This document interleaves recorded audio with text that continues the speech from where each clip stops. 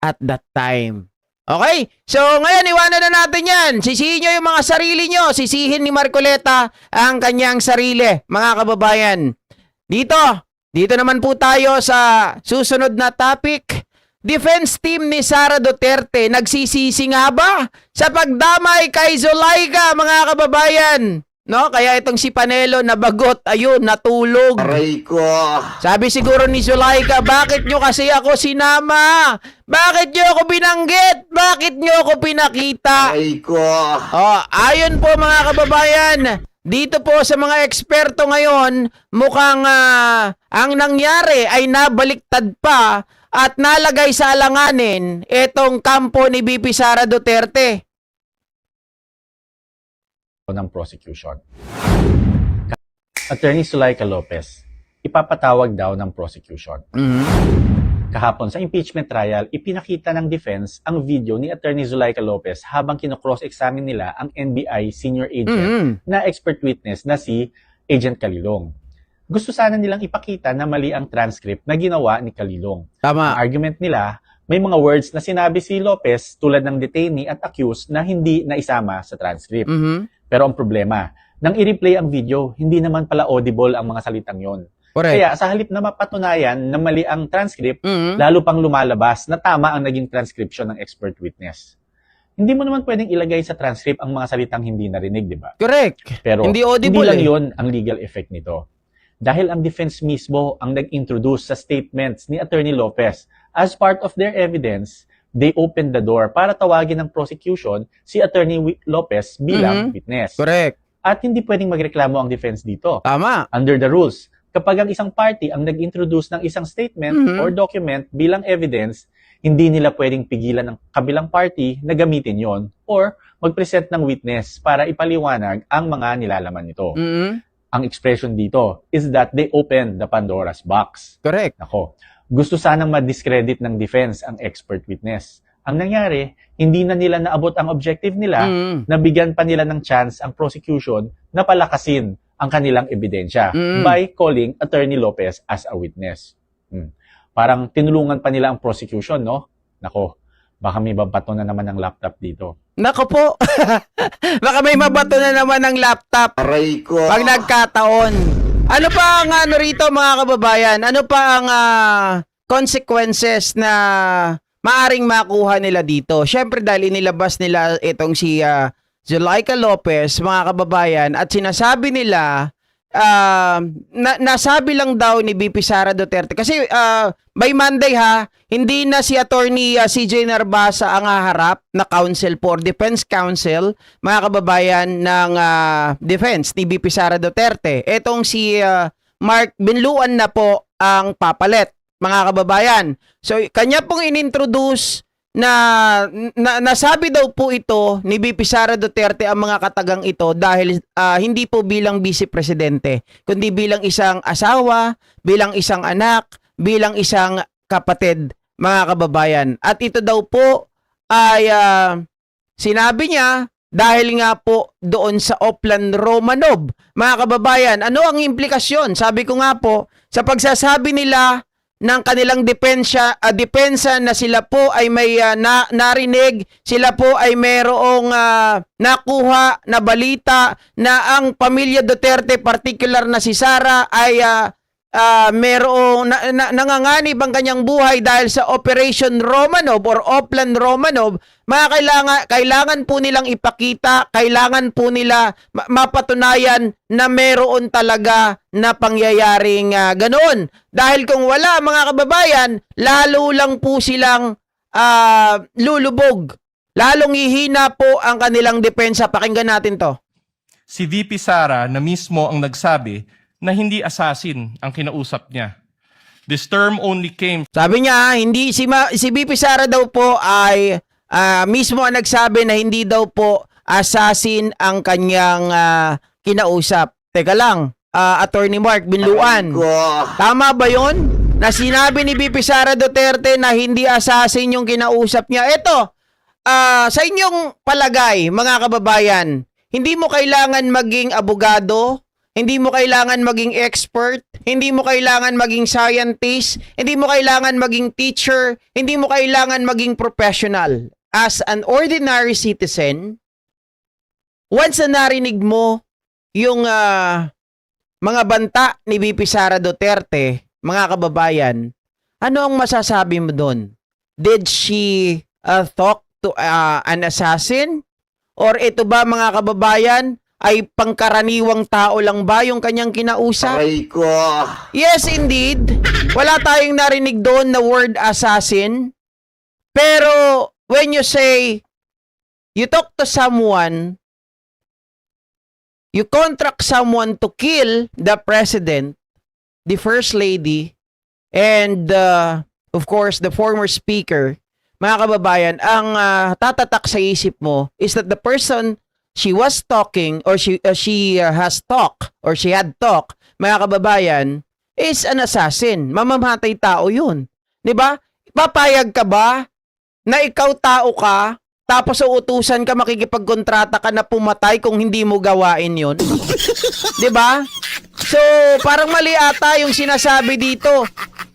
Nagsayang kayo ng pera sa mga abogadong ito pagkamahal-mahal, pero alam natin hindi po ito pro bono, 'di ba? Alam natin na mga bayad itong mga to, tapos sasabihin lang na hindi nakipag-usap sa assassin. Anong tawag mo dun? From people who Oh. took her statements out of their proper Tama, alam nga naman context kusinero, 'di and ba? tried to exaggerate them for what they really meant. The truth of the matter is this. She and her family were threatened. And while her response was unconventional, it was justified. What triggered her response was a question about Operation Romanov, which is the plot to eliminate VP Sara and her entire family. The NBI's own records prove this. In the minutes of the meeting of Dempsey Reyes' interview, he said, and I quote, "May press con kasi earlier than that," sabi niya, parang hindi lang niya gusto daw, sabi lang niya, gusto daw siyang patayin daw, according to her, ni Speaker. Daw. That was during a press conference the day before, November 2022. End of quote. During the virtual press con, Princess Maui mentioned Operation Romanov again and even warned her about her safety. Reyes talked about it, Princess Maui reiterated it, but the NBI gaslighted it. Oy, gaslighted lang daw, mga kababayan. Nag-gaslight lang daw ang NBI. Wow! Talaga? Oh. Just a simple message sa ato ang Pangulo. From now on, before you go to bed, think of the Romanovs. Think of Benito Mussolini and his wife. And think of what happened to you in 1986. Okay. And maybe you'll reconsider the direction that you are taking. Okay, so ayan mga kababayan, ito ang complete context, 'di ba? Kailan po nangyari yung pagbabanta ni VP Sara Duterte? If I'm not mistaken, November 23, tama ba? November 23, 2024. When was this happen? Itong nagsalita si Basti Duterte about the Romanov and Mussolini, mga kababayan. Ito ay maisog rally po nila January 2024. Okay? Siya po ang unang nagbanggit ng Oplan Romanov or Operation Romanov. 'Di ba? Nagwa-warning siya kay Pangulong Bongbong Marcos. Sabi niya, tingnan mo yung nangyari sa yung Oplan Romanov, yung kay Mussolini, mga kababayan, correct me if I'm wrong. And then sabi niya ganon, maybe you consider it, no? Kung ano po ang step na that you are taking. 'Di ba? Sabi niya ganon. So kumbaga mga kababayan, parang may pagbabanta dito. Dahil tingnan mo ang nangyari sa inyo noong 1986 sa tatay mo. Sabi niya gano'n. Maybe you consider it, diba? Oh. So, sino po ang nagsimula nun? Ayun, maliwanag eh. that you are taking. Oh. Of what happened to you in 1980. Panovs. Now on, before you go to bed, Before you go to bed, think Think of the Romanovs. Think of Benito Mussolini Benito. and his wife. Musilito sa akin, sabi Think ko kanina. of what happened to you in 1986. Oh. And maybe you'll reconsider the direction You are taking. that you are taking. Oh, 'di ba mga kababayan? Oh, maliwanag na kay Basti nang galing ang idea ng Romanov. Think of the Romanov, Benito Mussolini, and what happened to you last 1986. 'Di ba? Before you go to bed, maybe you consider of what you are taking. Sabi niya gano'n. Aray ko.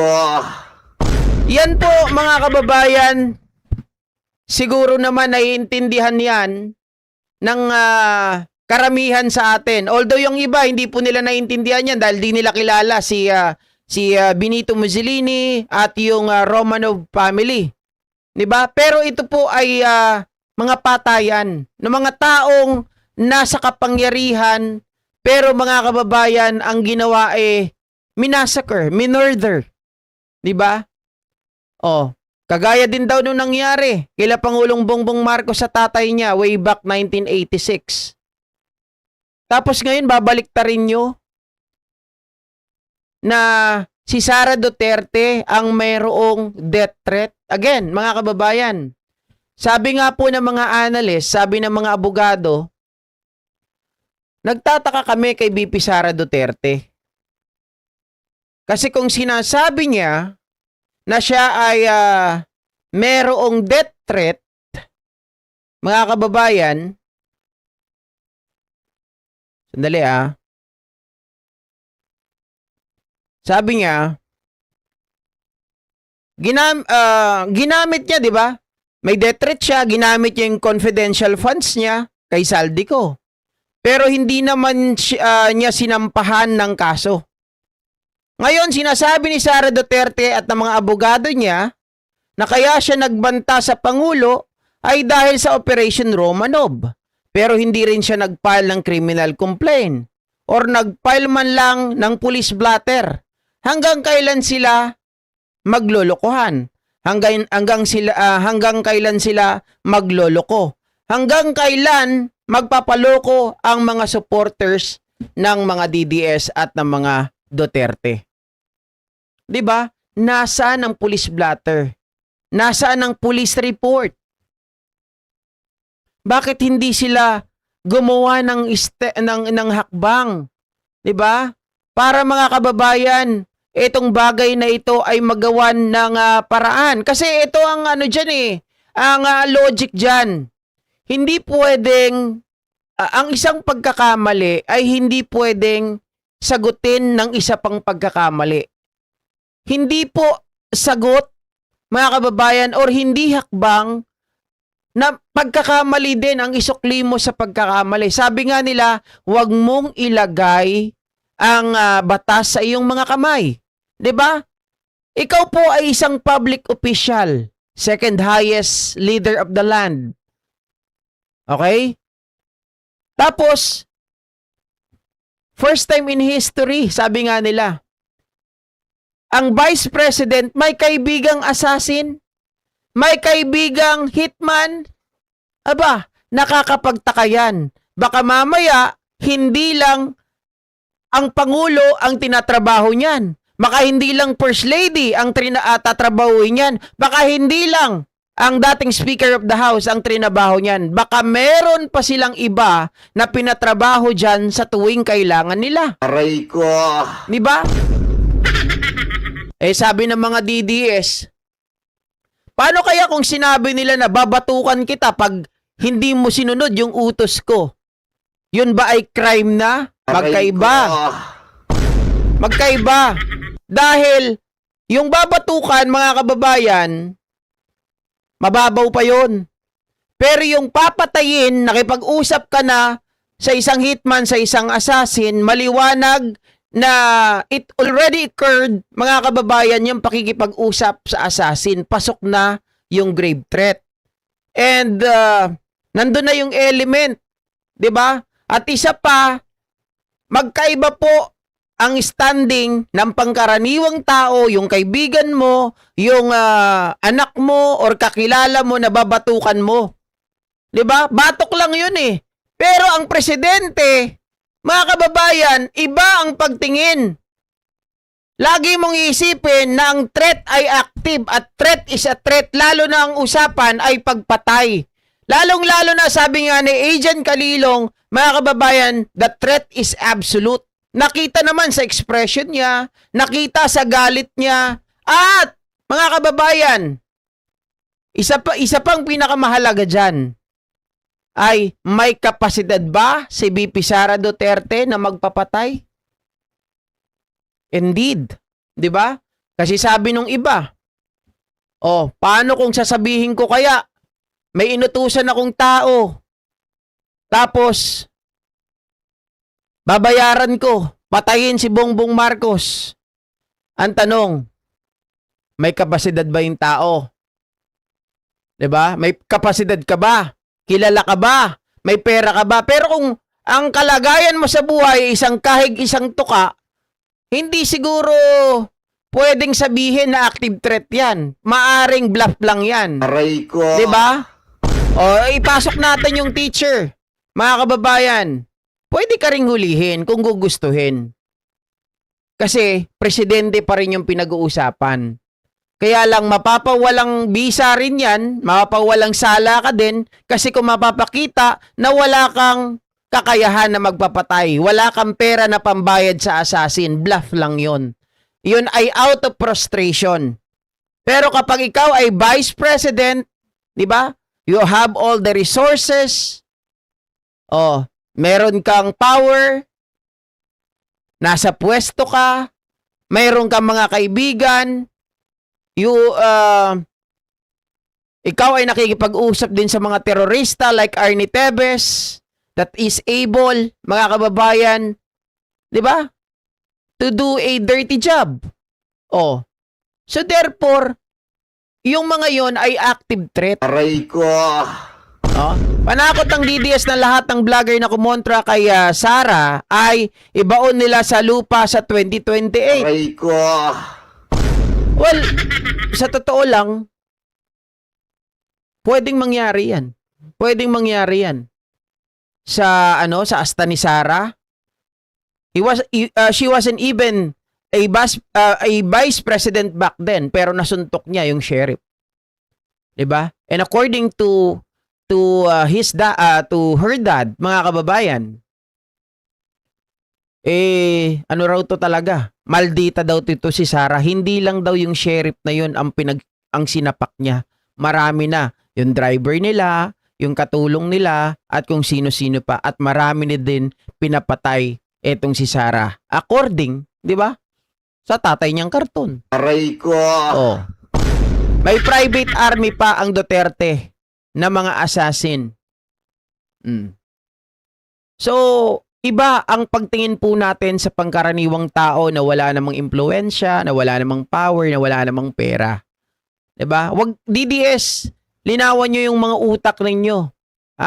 Kung pwede, mga kababayan, pakitasahan ng konti. Aray ko. 'Di ba?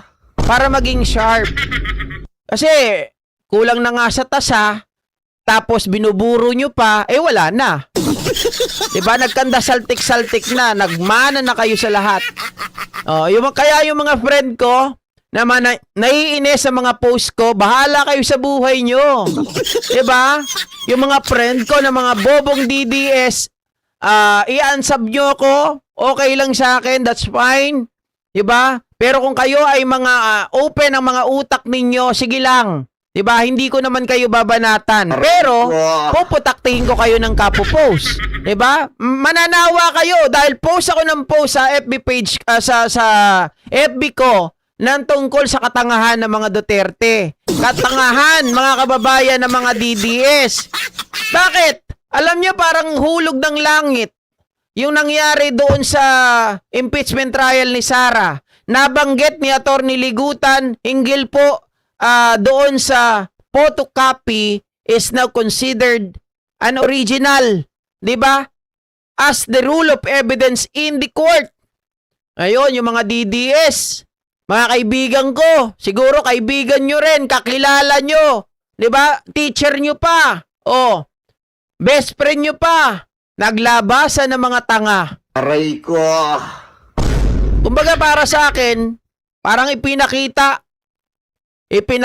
nila na ang katangahan talaga ng mga DDS at ang mga tanga kaya po magluklok ng presidente kapag pinabayaan natin 'yan. 'Di ba? Buti na lang si Atty. Ligutan, pati yung mga Bisaya nagkaroon ng interview at pinaliwanag niyang maigi. Rules on evidence yun, sa korte lang. Subukan nyo, mga DDS. Mag-print kayo na mag-print ng banknotes. Yung blue pa, sige, kunin nyo yung blue. Or yung 500, ipaprint nyo ng ipaprint. Ipambayad nyo sa mga tindahan. Para, pag kayo nakulong, isisi nyo kaya, ka Atty. Ligutan. Aray ko. Pero makikita ninyo ang inyong katangahan. Oh. Palagay ninyo, masasabi nyo sa korte, sinabi kasi ni Atty. Ligutan na yung yung Xerox copy or photocopies na considered an original. Aray ko. Tonto. Mga utak 'di ba? Utak ipis. Masira ulo. 'Di ba? Nakakagalit eh. Oh, lalong-lalo na 'yan si Daryl Yap, ungas. Grabe 'yun mga ka-GP Natics, wala silang maibato kahit kay Luistro, wala silang maibato. Yung nakita dito na puti-puti, modta daw ni Speaker Martin, mga bugok, Aray ko. kupal. 'Di ba? Sara Duterte is mentally unstable. She is very dangerous person. She has a killer mindset. Correct, Lynn. Tama ka dyan. Unstable talaga yan. Bumirang sa kanila, Atty. Ligutan is now a Visayan pride that the country can agree with.